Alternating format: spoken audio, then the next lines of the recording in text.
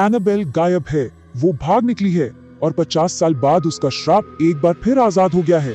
जरा सोचिए, बिना किसी चेतावनी के इंटरनेट पर अचानक ये दहशत फैल जाए तो क्या होगा।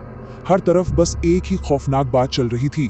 पैरानॉर्मल दुनिया की सबसे खतरनाक गुड़िया एनाबेल अब अपने उस पवित्र ग्लास चेंबर में नहीं है। लोग पूरी तरह मान चुके थे कि वो जाग चुकी है और उसने एक और जान ले ली है। तो सवाल ये है कि मई 2025 की उस खौफनाक रात की असलियत आखिर थी क्या? क्या वाकई में शैतानी दुनिया की इस गुड़िया ने अपना काम कर दिया था? आज हम इसी दावे और इसके पीछे के तथ्यों का गहराई से विश्लेषण करेंगे। हम मिलकर दशकों पुराने इस श्राप के पीछे छुपे खौफनाक सच से पर्दा उठाएंगे। ठीक है, तो चलिए सबसे पहले इसके बैकग्राउंड में चलते हैं। इस खौफनाक गुड़िया का इतिहास 50 साल से भी ज्यादा पुराना है।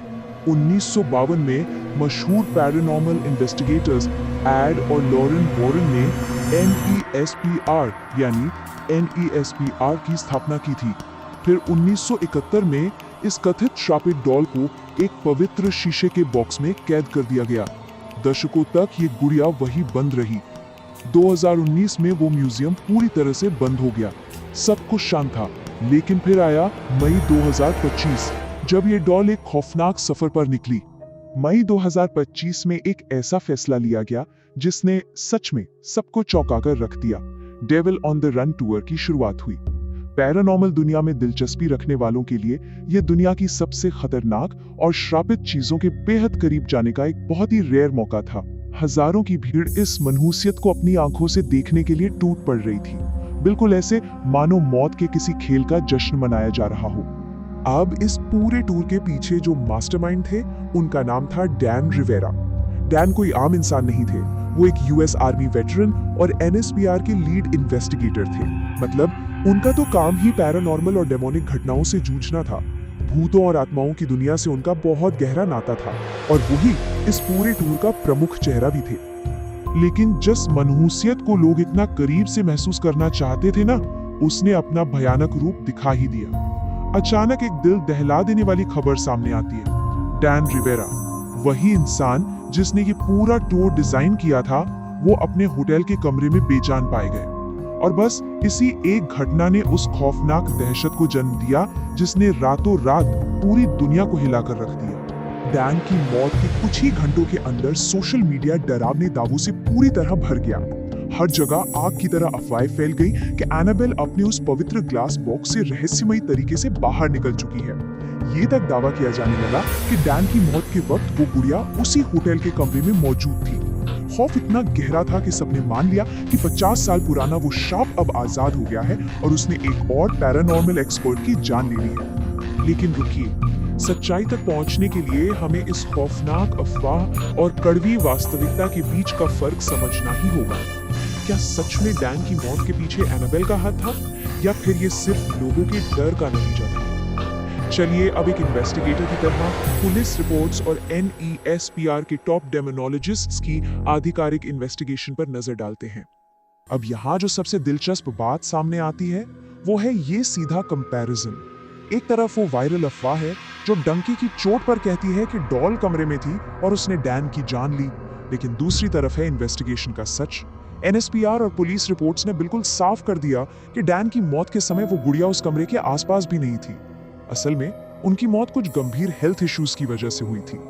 और सबसे अहम बात जो आपको जाननी चाहिए वो ये है कि एनाबेल डॉल ने वो पार्किंग लॉट कभी छोड़ा ही नहीं था। जिस वक्त डैन के साथ ये दुखद मेडिकल इमरजेंसी हुई, उस समय वो गुड़िया बाहर पार्किंग में खड़ी एक ट्रैवलर कार के अंदर अपने उसी पवित्र शीशे के बॉक्स में पूरी तरह से सुरक्षित बंद थी। वो न तो कभी गायब हुई थी और ना ही कभी डैन के कमरे में पहुंची थी। डर सबूतों पर नहीं बल्कि कल्पनाओं पर पलता है। इंसानी मनोविज्ञान की ये कड़वी सच्चाई यहाँ बिल्कुल साफ दिखती है। होता क्या है कि जब भी किसी कहानी में कोई हॉन्टेड ऑब्जेक्ट जुड़ जाता है तो लोग बोरिंग सच्चाई से ज्यादा उस डरावनी कहानी पर यकीन करना पसंद करते हैं। एक बहुत ही दुखद मेडिकल ट्रेजेडी को लोगों ने तुरंत शैतानी श्राप का रूप दे दिया, क्योंकि ये सुपरनैचुरल थ्योरीज हमें अंदर से ज्यादा रोमांचित करती हैं, है ना? और अगर हम सोर्स मटेरियल को खंगाले तो पता चलता है कि ऐसा पहली बार नहीं हुआ है। एनाबेल के इतिहास में ऐसे कई रोंगटे खड़े कर देने वाले किस्से दर्ज हैं।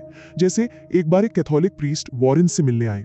उन्होंने उस गुड़िया को देखकर मजाक में कहा कि ये तो सिर्फ एक कपड़े की गुड़िया है, कोई शैतान नहीं। लॉरेन वॉरेन ने उन्हें बहुत चेतावनी दी, लेकिन जब वो प्रीस्ट वापस लौट रहे थे तो रहस्यमयी तरीके से उनकी कार के ब्रेक फेल हो गए। उनकी जान बस जाते जाते बची। चलिए देखते हैं कि ये खौफ समय के साथ कैसे और बिल्ड होता गया। वॉरेन अकल्ट म्यूजियम में ही एक और खौफनाक घटना हुई थी।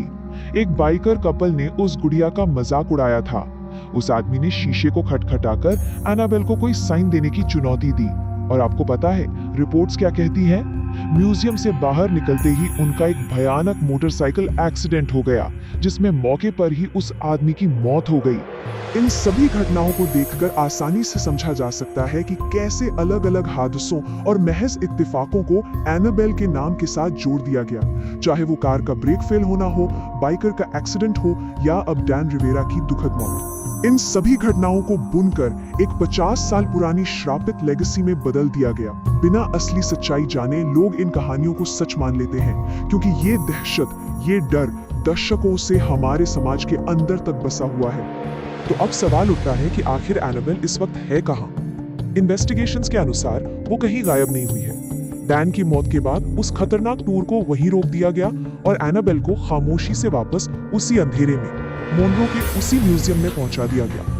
वो आज भी अपने उसी शीशे के बॉक्स में पूरी तरह से सुरक्षित रखी हुई है, जहां वो पिछले 50 सालों से कैद थी। इस पूरी खौफनाक कहानी और इन तथ्यों का हमारा ये विश्लेषण अंत में एक बहुत ही गहरा सवाल पीछे छोड़ जाता है। जब भी हमें एक साधारण सी कड़वी सच्चाई और एक रोंगटे खड़े कर देने वाले झूठ के बीच चुनाव करना होता है, तो हम इंसान हमेशा उस मॉन्स्टर को, उस शैतान को ही क्यों चुनते हैं? क्या एनाबेल सच में एक चलता फिरता श्राप है, या हमारा अपना अनजाना डर ही वो असली शैतान है जो इन खौफनाक कहानियों को हमेशा जिंदा रखता है? सोचिए।